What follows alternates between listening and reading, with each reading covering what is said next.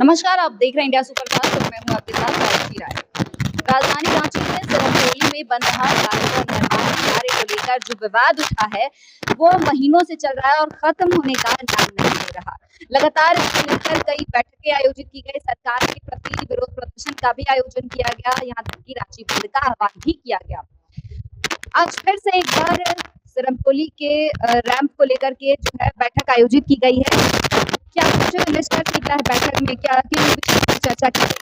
हमारे मारन घूमके और हमारे भीमराव अम्बेडकर जी जब हम भारतवासियों को संविधान देके गए हैं तो उसके तहत एक 11 जुलाई 1997 जो समता जजमेंट जो हमारे लिए प्रावधान जो देके गए उसके अंतर्गत न केंद्र सरकार न राज्य सरकार का 1 इंच भी जमीन हमारे 5वीं अनुसूचित क्षेत्र में 6वीं क्षेत्र में नहीं आता है।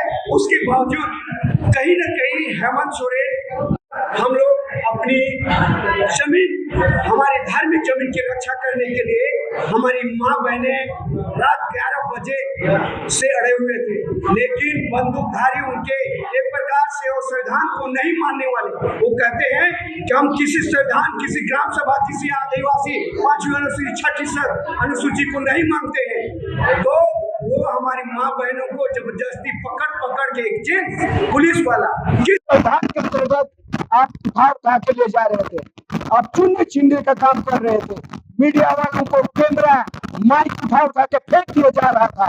तो आप एक गुंडे एरिया आप संविधान को नहीं मानते हैं। तो मैं पूछना चाहता हूँ, आप किस संविधान के तहत हमारी जो समता जजमेंट के तहत 11 जुलाई 1997 में आपको 1 इंच भी राज्य और केंद्र सरकार को नहीं बनता है 5वीं 6वीं अनुसूची में, तो किस संविधान के तहत आप हमारे गुंडागर्दी पर उतरे हैं, हमारी जमीन को छीनने पे उतरे हैं? तो इसके लिए वो बहुत ही कायर हो चुकी है और असंवैधानिक हो चुकी है। ये बहरूपिया सरकार है। कहने का मतलब जो हम आदिवासियों का सरना समाज के नाम पे, ईसाई क्रिश्चियन के नाम पे इन्होंने आदिवासी करके वोट दिया है और अभी विदेश में मजा दे रहा है दोनों। कल हम लोगों के द्वारा पूरे आदिवासी समुदाय के द्वारा पूरे झारखंड मुख्यमंत्री हेमंत सोरेन का कार्यक्रम किया जाने वाला है और इसके बाद हमारे जो आदिवासी समुदाय के लोग अभी चर्चा किए कि हम लोग सारे झारखंड से लोग आएंगे, यहाँ इकट्ठा होंगे, अब सीधा मुख्यमंत्री का घर घेराव, क्योंकि हम लोग बहुत छोटे मोटे मंत्रियों का घेराव किए, विधायक का घेराव किए, इन लोगों से कुछ नहीं होने वाला। ये लोग दबे हुए हैं कंपनी के दबाव में लोग दब गए। तो हम लोग चाहते हैं कि अब सीधे हम लोग मुख्यमंत्री का एक आवाज घेराव करें और आगे बढ़ें। और जहाँ तक बात रही सरकार की, तो ये सरकार बात करती है मैया सम्मान, इनको लगता है कि मैया को 2500 दे देने से मैया का सम्मान हो जाएगा। लेकिन क्या मैं पूछना चाहूँगा कि 2500 देने से क्या मैया का सम्मान हो जाएगा? ये लोग मैया के सम्मान के नाम पे 2500 दे रहे हैं और हमारी जो पत्रकार बहनें हैं उनका मोबाइल छीना जा रहा है, जो पत्रकारिता कर रही है उनका मोबाइल छीना जा रहा है। क्या ये मैया की सम्मान, मैया के सम्मान की बात करती है? जो लोग आंदोलन पे उतर रहे हैं उनका कंधे से उनका जो दुपट्टा है उनको खींचा जा रहा है। इनको किस तरह की ये मैया सम्मान की बात करते हैं? इनको अपने आप पे एक बार झांकना चाहिए कि जिस तरीके से ये मैया सम्मान की बात करते हैं कि 2500 देने से मात्र से मैया का सम्मान नहीं होता। मैया का सम्मान करना है तो अच्छे से मैया का सम्मान कीजिए, मैया को कहीं आगे भी आने दीजिए। मैया आंदोलन भी कर सकती है, मैया पत्रकारिता भी कर सकती है। तो इन सरकार को समझना चाहिए कि ये 2500 वाला मैया सम्मान हम लोगों को नहीं चाहिए। हमारे मैयों को अच्छे से मैया सम्मान दीजिए। कि लगातार विरोध के बावजूद सरकार इतनी तानाशाह हो गई है कि आदिवासी समाज की धार्मिक भावना का कद्र करना वो नहीं जान रही है। जिस आदिवासी समाज के नाम से वो सत्ता हासिल किए हैं, आदिवासी समाज के नाम पे यहाँ राजनीति की जाती है, बार बार आदिवासी आदिवासी बोल बोल के यहाँ पर राजनीति करके लोग सत्ता में काबिज होते हैं। क्योंकि झारखंड आदिवासी बहुल राज्य है और आदिवासियों के विकास के लिए ही ये झारखंड अलग हुआ था। लेकिन आज अगर हम राजनीतिक परिस्थिति देखें तो कोई भी सरकार चाहे वो बीजेपी की हो, कांग्रेस की, गठबंधन की, जेएमएम की सरकार हो, कोई भी सरकार आदिवासी हित पर कभी काम नहीं की है। और इसका सीधा स्वरूप जो अभी हम लोग देख रहे हैं कि हमारा सिरमटोली सरना स्थल, जिसे हम लोग केंद्रीय सरना स्थल के नाम से जानते हैं, और सरहुल शोभा यात्रा के दौरान आदिवासियों का 2 ही त्यौहार है, एक सरहुल और एक करम, जिसे हम लोग बृहद तौर पे मनाते हैं। और सरहुल शोभा यात्रा तो हमारा परंपरा का एक हिस्सा है। सरहुल शोभा यात्रा के दिन लाखों की संख्या में उस सरना स्थल पर लोग जुलूस के साथ वहाँ पर अपनी श्रद्धा जताने के लिए आते हैं।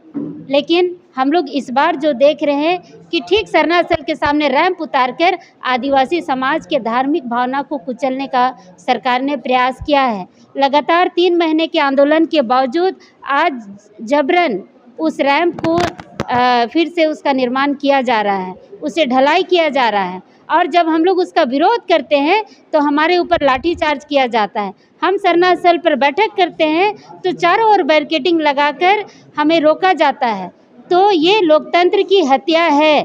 आप जिस आदिवासी समाज के वोट से जीतकर आप विधायक बन रहे हैं, आप मुख्यमंत्री बन रहे हैं, आज उसी आदिवासी समाज को आप कुचलने का काम कर रहे हैं। आज ये सरना स्थल आज लुटाया तो आने वाले समय में हमारा सारा सरना स्थल, हमारा धार्मिक स्थल सरना मसना हड़गड़ी बिहरी पहने जो लुटा रहा है वो और बृहद तरीके से लुटाने लगेगा।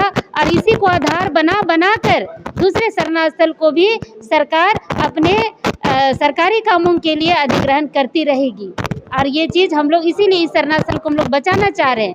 अब हमारा आगे का कार्यक्रम ये है कि इस आंदोलन को कुचलने का जो सरकार ने प्रयास किया है, तो जो विधायक राजेश कच्छप जी को हम लोग घेरने का प्रयास किए थे, जो तिथि निर्धारित की गई थी 27 अप्रैल को रविवार के दिन, उसको स्थगित करते हुए बृहद तौर पे हम लोग मुख्यमंत्री हेमंत सोरेन जी का पुतला दहन का कार्यक्रम करने जा रहे हैं। और आने वाले दिनों में पूरी तैयारी के साथ मुख्यमंत्री आवास का घेराव किया जाएगा। जवाब तो मुख्यमंत्री जी को देना होगा आदिवासी समाज को कि आपने इतना अत्याचार और शोषण कहाँ से सीखा और क्यों आप इतना अत्याचार शोषण करें। अगर आप सरकार चला नहीं पा रहे हैं, आप इस्तीफा दीजिए। अब हम इस्तीफे की मांग करेंगे और हमारे पास अभी कई ऑप्शन हैं और इस आंदोलन को इतना तेज करेंगे कि इनको सत्ता से भी हटाने का काम हम लोग करेंगे। जिस तरह से हमारे पिछले जो भाजपा की सरकार थी रघुवर दास की, उसे हटाने का काम हम लोगों ने किया था।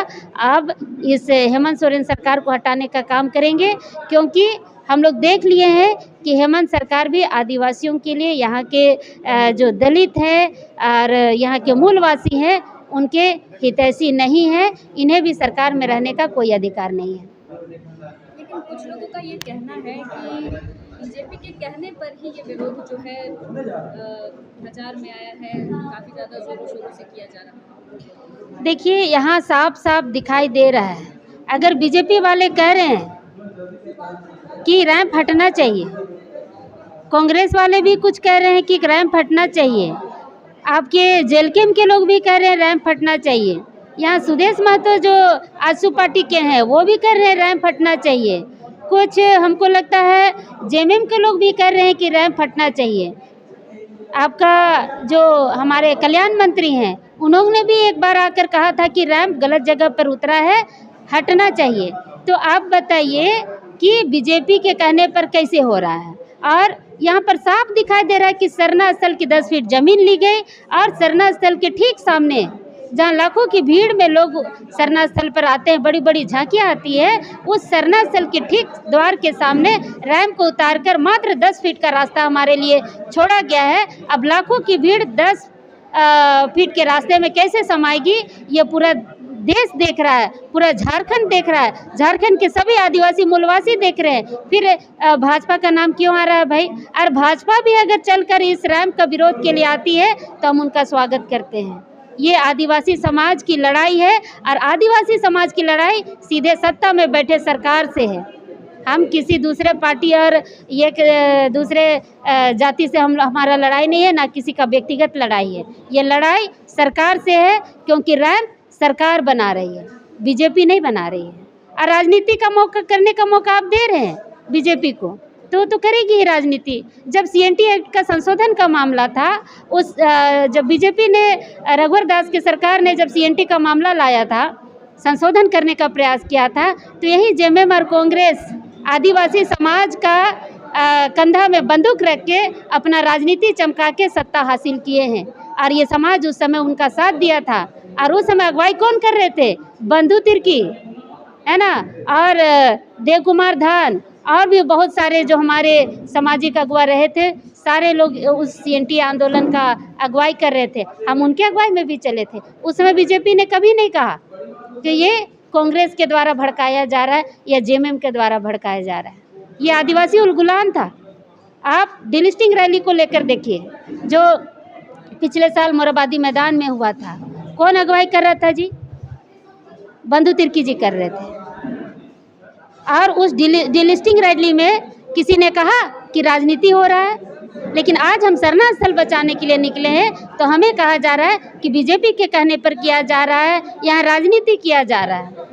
मतलब आदिवासी खुद से लड़े, अपने अगुआ सरकार के खिलाफ लड़े, तो कहा जाता है कि राजनीति किया जा रहा है। यही बंधु तिर्की हजारीबाग में चर्च को तोड़ने की बात आई तो तुरंत वहां पहुंच गए, लेकिन आज तक एक बार भी 3 महीने में हमारे सरना स्थल पर झांकने नहीं आए हैं। जबकि मांडर विधानसभा में उनकी बेटी लड़ती है, शिल्पी नेहा तिर्की। 60% हमारा सरना समाज है वहाँ। क्या लगता है अगले आने वाले चुनाव में और सरना समाज ने उन्हें विधायक बनाया, आज मंत्री बनी है। वोट बैंक पर असर पड़ेगा आने वाले चुनाव? बनाएंगे।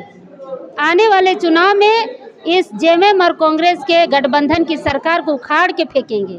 अगर बीजेपी को उखाड़ नहीं सके तो जेएमएम कांग्रेस को भी उखाड़ कर फेंकेंगे, क्योंकि ये सरना स्थल पर राजनीति हम लोग करने नहीं देंगे। ये सरना हमारा धार्मिक स्थल है, और अपने धर्म से खिलवाड़ हम कतई बर्दाश्त नहीं करेंगे।